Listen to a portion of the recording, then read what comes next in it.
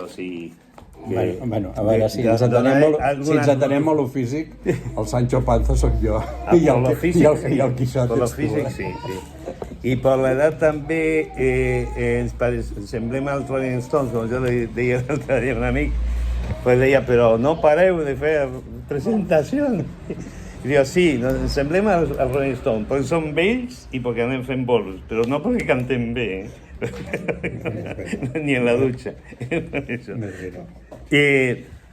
Volia, abans de començar a parlar en concret de lo que pensava la Rosa sobre la qüestió nacional, volia aprofitar una cosa molt interessant que ha dit el Joan, fer un comentari. Aquest marxisme determinista, economicista, en el qual el que seria l'acció humana acaba desapareixent, d'alguna manera, perquè són les forces de l'economia les que determinen la història, i l'home és d'alguna manera un ésser passiu que en un determinat moment desenvoluparà les forces productives del propi capitalisme, com està generant el sujet que lo enterrarà, o sigui, a la classe obrera, això donarà l'oportunitat al socialisme. Aquest pensament determinista va tenir, malauradament, molt d'èxit. Jo ja he dit que inclús part de la Tercera Internacional va assumir, però és que en l'època, si bé no va ser acceptat per tots els socialdemòcrates de l'època, com es deia en aquella època, socialdemòcrates, membres de la Segona Internacional, va arribar a molts països aquest pensament. I ha sigut, per exemple, la impronta del Partit Socialista francès, especialment de la secció guesdista. Jules Guesde va ser un dels líders, junto a Jean Jaurès, són els dos líders que construeixen el Partit Socialista. Acabar la fusió dels dos seus partits es transformarà en la secció internacional, la secció francesa de la Internacional Ouvrière, que és l'ESFIO, és el Partit Socialista francès, abans de 1914. Guesde va ser un marxista d'aquests, va ser un directe deixeble de l'escola aquesta marxista determinista procedent de la socialdemocràcia alemanya. I va ser, a través de Guesde, va arribar al PSOE. El PSOE va rebre totalment aquest marxisme determinat, a tal punt, quan ell parlava del rebuig a la vaga general que van tenir els dirigents socialdemòcrates alemanys, tant de centre com de dreta, el PSOE lo va portar a la pràctica. Quan aquí al 1902 va ser la gran vaga general de Catalunya, que és un punt d'inflexió del moviment obrer català i de tot l'Estat, el moviment vaguístic en Catalunya demana que l'UGT i el PSOE convoquen la vaga general a la resta. I el PSOE diu que no, que de cap de les maneres, que la vaga general és una eina o una arma de doble fil, a nivell de doble fil, que pot tallar, sí, fer mal a l'oponent, però també pot fer mal al propi usuari, no? I es nega cap col·laboració. I plantegen, diguem, el desenvolupament de la pròpia acció política en que l'important és mantenir l'organització costi el que costi. L'important és mantenir l'organització i no cal arriscar-la a qualsevol aventura. O sigui, l'organització es transforma en la seva pròpia finalitat. Per què? Perquè com la corrent de la història, el progrés, l'evolució del capitalisme condueixen necessàriament a la seva crisi final, quan es produeix aquesta crisi, té que estar el Partit Socialista íntegre per fer-se càrrec del poder i començar a administrar i gestionar les fàbriques, els camps, la societat. Aquesta era la teoria. Teoria que, si l'analitzem, en molts casos arriba, o que explicaria en part, la deriva del socioliberalisme que fan molts partits socialdemòcrates. No sé si m'explico. Perquè com no es produeix aquesta crisi i el capitalisme no s'enfonsa, llavors el que tenen que fer és gestionar-lo. I el dia que tu has acceptat gestionar el capitalisme, termines adoptant totes les seves objectius, principis, valors, ideologies, etc. Deia perquè és important. I aquest pensament determinista va condicionar el pensament de Rosa Luxemburg respecte a la qüestió nacional, claríssimament. Y lo va a condicionar porque ella justamente partía de la base de que lo que nos enseñaba el marxismo es que hay unas etapas, pasa del feudalismo al capitalismo. El capitalismo se caracteriza justamente por solucionar la anarquía política del feudalismo, creando un Estado centralista. Ya el absolutismo ha sentado los primeros fonaments, pero el capitalismo, la revolución burguesa, consolida aquest poder centralitzador. Aquest poder centralitzador és el que afavorirà el desenvolupament molt prodigiós de les forces productives, però també és el que crearà el sepultura del capitalisme, que és la classe obrera. Perquè quan ella parla de subjecte revolucionari, sempre és la classe obrera industrial. El camperolat mai és considerat per ella un subjecte revolucionari. Clar, en aquest sentit, el plantejament, les reivindicacions nacionals, que sempre parteixen de nacions opreses, no de les seves persones, és absurd per a ella, perquè implicaria la desintegració d'estats que ja estan constituïts i formats. O sigui, ella preferia, deia que l'imperi austro-hongarès o l'imperi alemany, e inclús l'imperi zarista, havien sigut, afavoridores del desenvolupament capitalista, lo cual no le faltava la raó, porque es lo que después también Lenin va a analizar el desenvolupament del capitalisme en Rússia. O sigui, el zarisme no és un obstacle per al desenvolupament capitalista, el afavoreix. Clar, el que passa que això nega una altra afirmació que esa dreta socialdemòcrata deia, que capitalisme i democràcia anaven junts, no? Si l'autocràcia zarista, que és el més antidemocràtic que puguis veure, afavoreix el desenvolupament del capitalisme, és que, evidentment, l'altre binomi no funciona. O funciona a vegades per al que convé i no funciona per al que no convé. Per tant, ella parteix la seva militància, com deia molt bé el Joan, comença en el Partit Socialista Polonès, membre de la Segona Internacional, que és un partit que defensa no solament la independència de Polònia, sinó la reunificació. O sigui, la Polònia del Congrés, que és l'antic regne de Polònia, que està en mans dels russos, més el que és la Silèsia i la Poznània, que està en mans dels alemanys, i la Galícia, que ara sona bastant la Galícia pel tema d'Ucrània, la Galícia que està en mans dels austrohongaresos, aquests quatre parts, no?, tenen que reunir-se.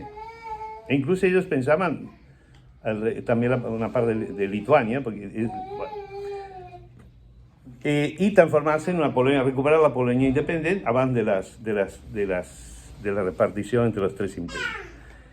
Ella s'oposa a això, diu que això és absurd, això va en contra del progrés, va en contra del sentit de la història, per les raons que us acabo de comentar i que comentava el Joan. I, per tant, ella fa una ruptura amb el PSP, Partit Socialista Polonès, i crea un nou partit, que és el Partit Socialdemòcrata del Regne de Polònia, que més endavant es diu el Partit Socialdemòcrata del Regne de Polònia i Lituània, perquè reivindiquen, la polonitat de Lituània. Aquest partit caracteritzarà per ser un fort opositor a la independència polonesa. I és el que va portar la lluita, tant a nivell del Congrés de la Segona Internacional com a nivell de les relacions amb el partit bolxevic, d'oposar-se al principi d'autodeterminació, que és el que diu molt bé Joan ja ha explicat. O sigui, està la correspondència de Rosa amb els companys, els col·laboradors més immediats, ella debate amb ells i diu que no podem acceptar de cap de les maneres el principi d'autodeterminació tal com lo planteja l'article 9 de la proposta en el Congrés del 1903 del Partit Socialdemòcrata rus, bolxevic.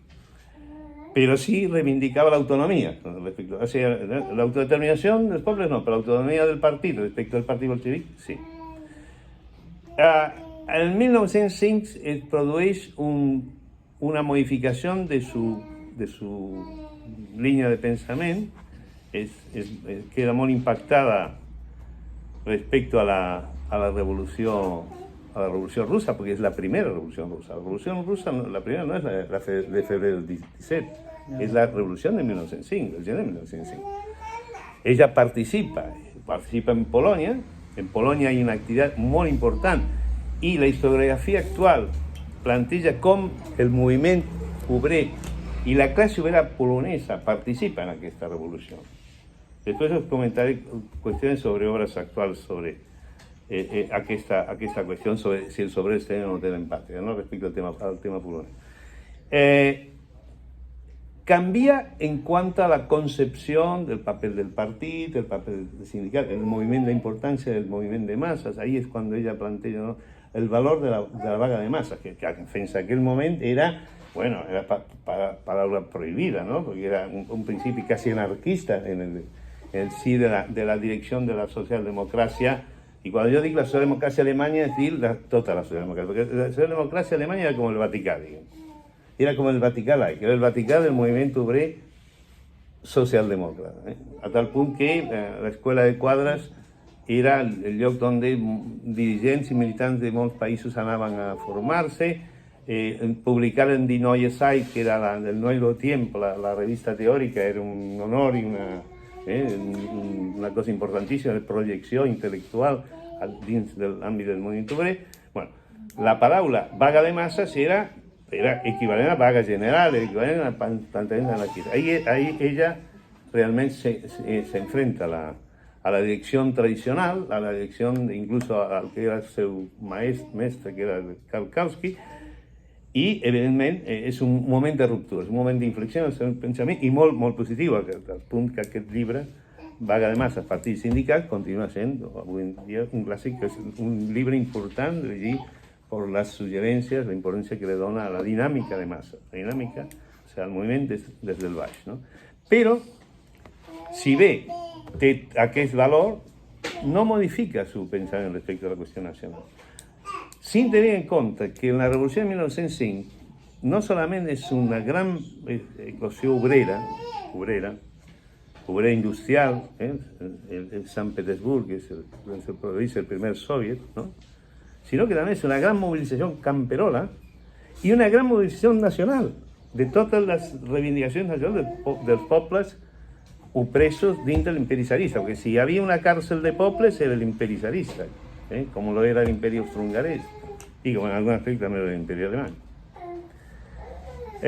Pero malgrado eso, ella no toma en consideración ni el movimiento nacional ni el camperolat. Para ella el camperolat, tengo aquí una cita de ella sobre qué opinaba de los camperols. Si me tenía un momento de paciencia.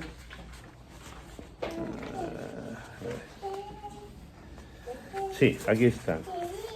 Esto lo digo, ella en el 1908, justamente, después de escribir Vaga de Masas, Partit i Sindicat, crea lo que sería en realidad la obra en la que aborda teóricamente el tema nacional, que es un conjunto de 6 artículos, de los cuales nosaltres publiquem como novedad el sisè. Fins ara es publicaba, en castellano están publicados els 5 primers. El sisè, a pesar de que se centra exclusivamente en Polonia, es de molt interés, porque de alguna manera hi ha una empiria brutal, porque la cantidad de datos que maneja aquesta dona es brutal, reforça o intenta reforçar els plantejaments que fan els altres articles precedents. En uno dels textos diu: el campesinado era incapaz de desempeñar un papel progresista en el capitalismo porque se encuentra fuera de la cultura y constituye más bien un barbarismo que sobrevive en esa cultura. Es siempre y a priori una cultura de barbarismo social, una base de reacción política condenada por el devenir histórico. Está escribiendo eso cuando 2 o 3 años abans el campeonato es protagonista de movilizaciones impresionantes en el propio imperio ruso. Cuando ella parla justamente como argumento de por qué el movimiento obrero polonés no té que demanar la independencia de Polonia, sino que té que unirse a la resta de movimientos obreros del imperio ruso para acabar amb el zarisme, ¿no?, y al menos realizar la revolución democrática, resulta que considera que esos camperols son un movimiento reaccionario, retrasado, bárbaro, ¿no? O sigui, ahí hay un problema que ella no, una contradicció que no supera. Clar, també és cert que, com passava en aquesta època, i continua passant ara, molta teoria se genera com a resposta a les posicions d'altres, ¿no? Entonces hay un austromarxista, sobre el tema nacional, l'automarxista més conegut és Otto Bauer. Però hi ha un altre, que és de l'època, que es llama Karl Renner, i Renner plantejava, no? Sona, Karl Renner. Karl Renner plantejava, él té treballs sobre qüestió nacional, com els de Bauer, no?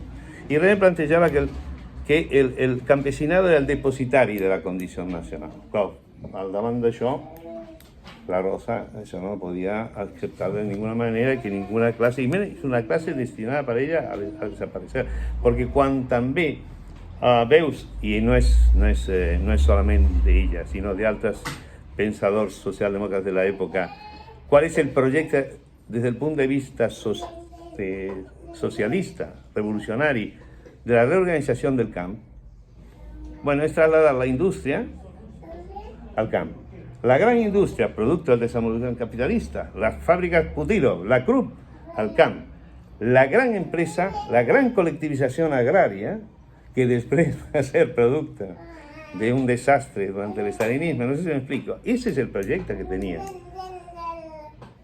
Quan, en canvi, els bolxevics, i aquí, perdoneu que me desvio una miqueta del tema, però els bolxevics, justament, van assumir el programa dels socialistes revolucionaris durante la revolució. ¿Por qué? Porque eran camperosos que habían fet ja la reforma agrària sin que ningú les indiquessi fer-la. En el període que va de febrer del 1917 a l'octubre de 1917. Portaven un altre objectiu i assumeixen, i ahí està la intel·ligència i el valor polític dels bolxevics, especialment de Lenin, quan diu, no, companys, esto que pensàvem a fora.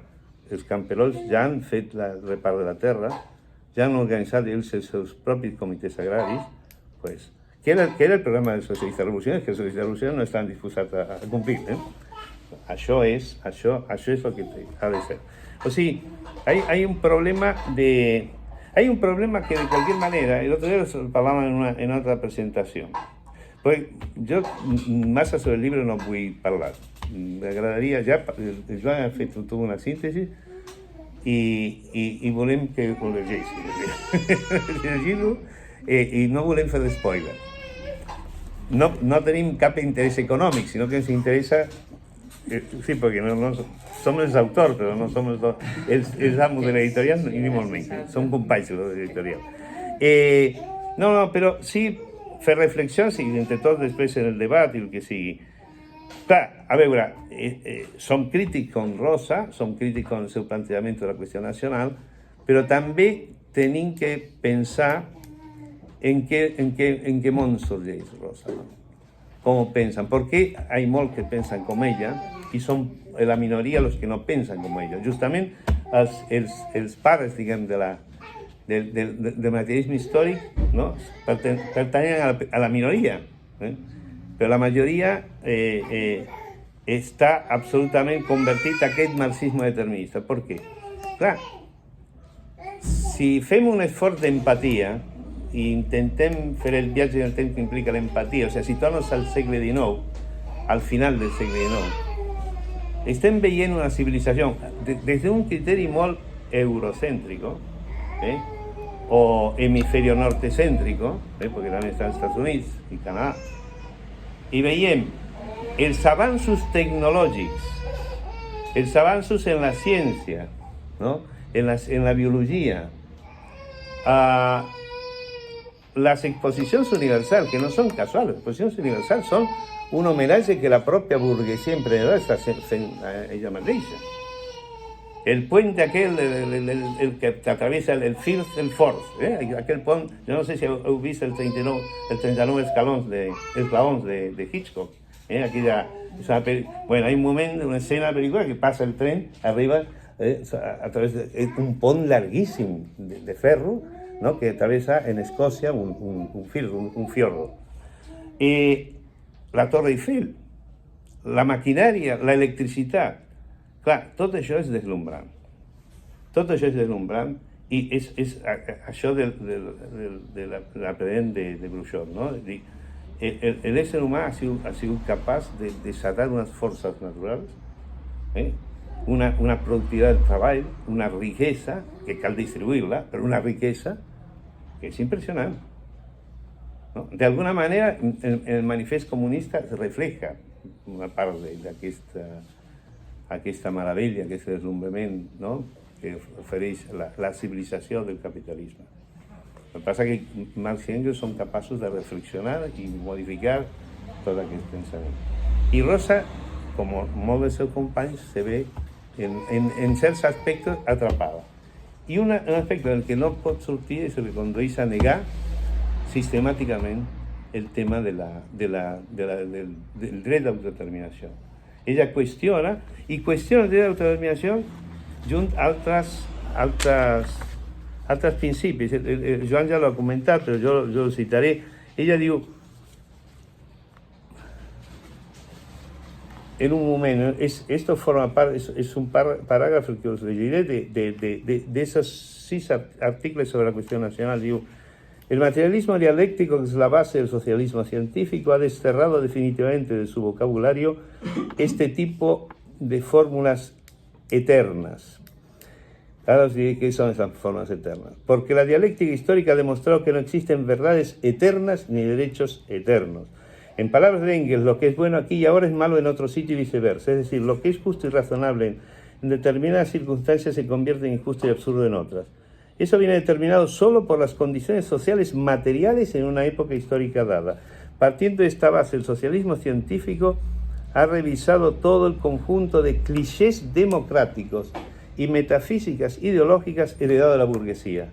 Hace tiempo que la actual socialdemocracia ha dejado de considerar expresiones tales como democracia, libertad nacional, igualdad y otras bellas frases similares como verdades y leyes eternas, capaces de trascender naciones y épocas concretas. Bueno, esto nosotros estamos en profundísimo desacuerdo. Esos términos, democracia, libertad nacional, igualdad, son términos que han surgido históricamente de la propia lucha contra la opresión que se ha dado al largo de la historia.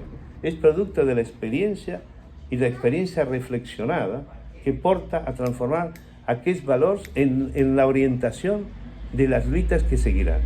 De alguna manera, aquella figura a veces enigmática de Hegel que diu que el musol de Minerva comienza a volar a la nit, lo que está dient és que l'experiència que exerceix durant el dia es reflexiona durant la nit i genera conceptes.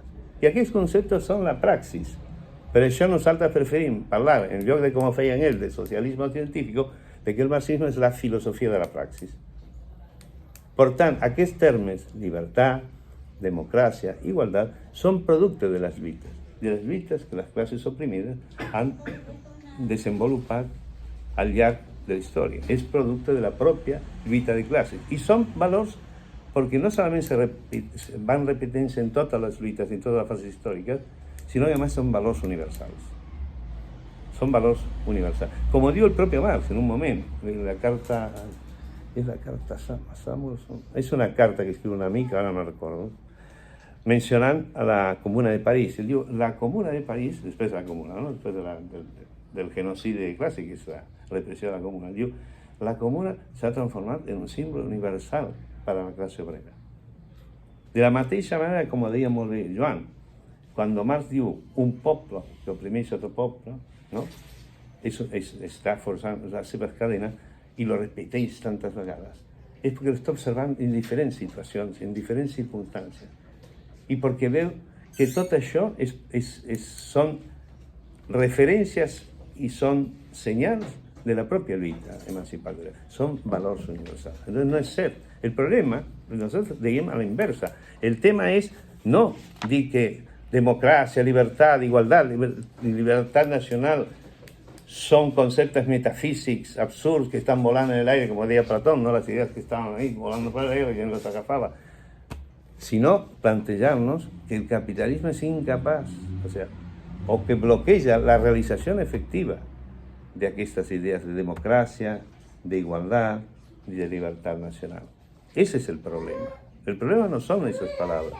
El problema es que el capitalismo impedeix el desenvolupament i l'exercici real i efectiu d'aquests principis que han devenit universals. Són absolutament universals. I de la mateixa manera, també, clar, evidentment, en cap moment Rosa es planteja que, según ella, los burguesos son los únicos interesados en la cuestión nacional, pero al mateix temps diuen que en otros momentos no, porque, claro, la burguesía polonesa que se está enriquint amb el mercat rus, la burguesía polonesa de la Polònia que pertany a l'imperi zarista, està enriquint amb el mercat rus, no té cap interès en la independència de Polònia. Però al mateix temps diu que el tema de l'autodeterminació i la qüestió nacional és una qüestió burguesa.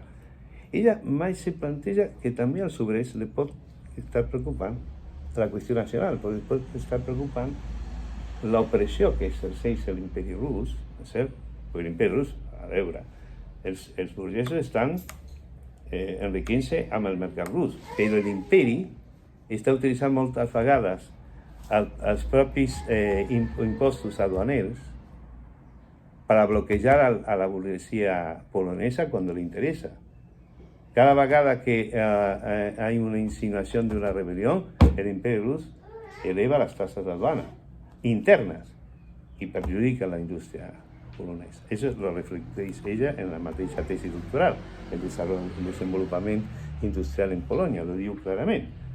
Pero como lo está analizando desde el punto de vista exclusivamente de estructuras econòmiques, en ningún moment pot pensar, bueno, de la mateixa manera que se perjudican els burgesos polonesos, també es estan perjudicant els obreros polonesos, i amb més raó, perquè, clar, els burgesos sempre tenen reserves, ¿no?, ante la situació.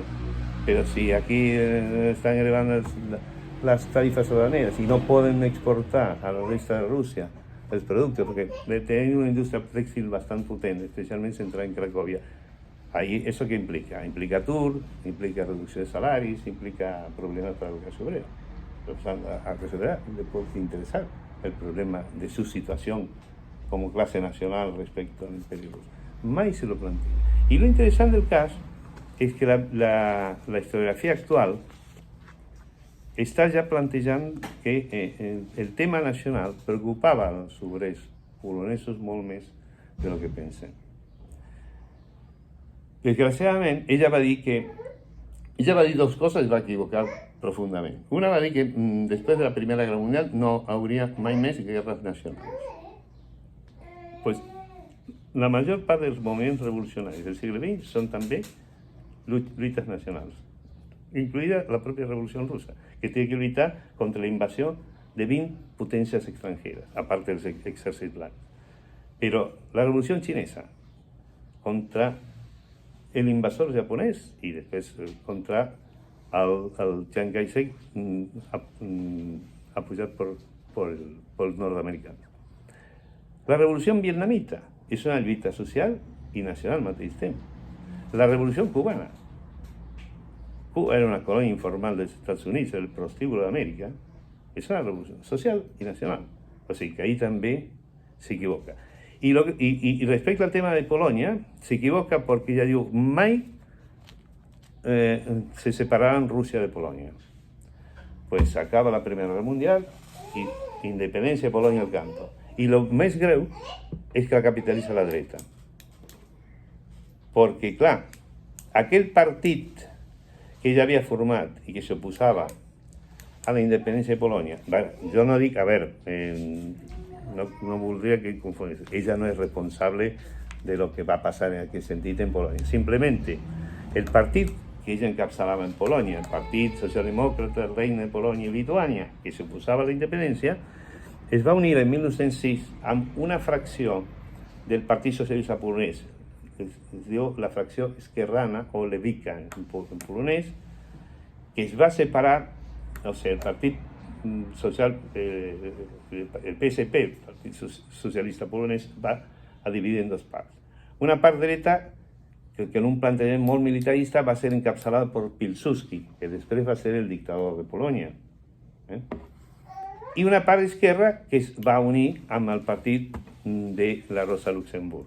Porque van a plantejar, després de l'experiència de 1905, que, bueno, a lo millor no és el moment de continuar sostenint així l'estàndard de la independència, perquè parece que en Rússia l'imperi rus està entrando en un procés revolucionari important, però ells, malgrat això, defensen el federalisme i defensen un dret d'autodeterminació, almenys per definir si la república va ser centralista o federal.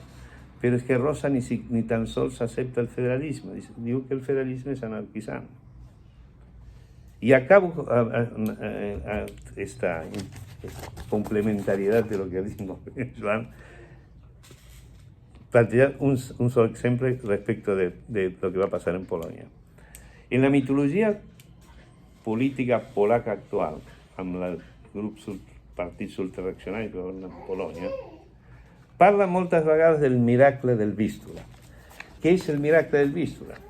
Bueno, com tots sabeu, en 1919, el mariscal Pilsudski, aprofitant que Rússia està en plena període encara del comunisme de guerra i està sortint de la guerra civil, però encara no, aprofita i diu, anem a formar la Gran Polònia i quedem-nos amb Ucrània.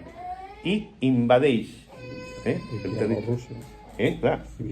I Bielorússia, exactament. Ucrània i Bielorússia, nada menys. El exèrcit roig reacciona i repel la invasió. I s'entusiasma i diu, bueno, arribem a Varsòvia i expandim la revolució, perquè en aquell moment encara és l'esperança de l'expansió de la revolució. La salvació de la revolució russa és la revolució europea. Quan arriben al Vístula, estan molt a prop de Varsòvia, l'exèrcit de Pilsudski rebutja i derrota l'exèrcit roig, el qual porta la pau de Riga i la guerra acaba. ¿Qué pasa? La victoria de Pilsudski, bueno, según la mitología de ultraderecha, dice que se va a aparecer la Verge y la Verge va a dirigir las tropas polonesas. Bueno. El problema, la reflexió que hem fet amb el Joan moltes vegades, aquest exèrcit polonès segurament no està format ni per burgesos ni per antics nobles polonesos. A lo millor la fusileria sí, però el que era la tropa, eren camperols i obrers.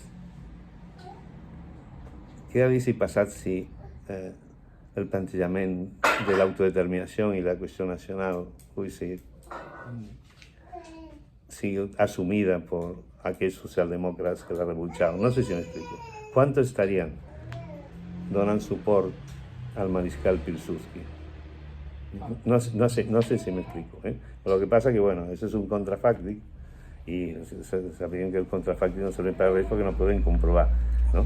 Però torno a dir que avui dia hi ha treballs historiogràfics seriosos que diuen que la posició de la classe obrera estava molt preocupada pel problema nacional polonès, que no és cert que els obrers eren els antagonistes de la burgesia i per tant no podien tenir ni art ni part en la qüestió nacional. Us deixo aquí per no avorrir-ho.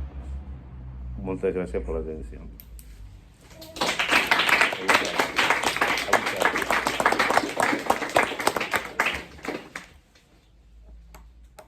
Bé, no sé si algú vol fer-li alguna pregunta. Manel?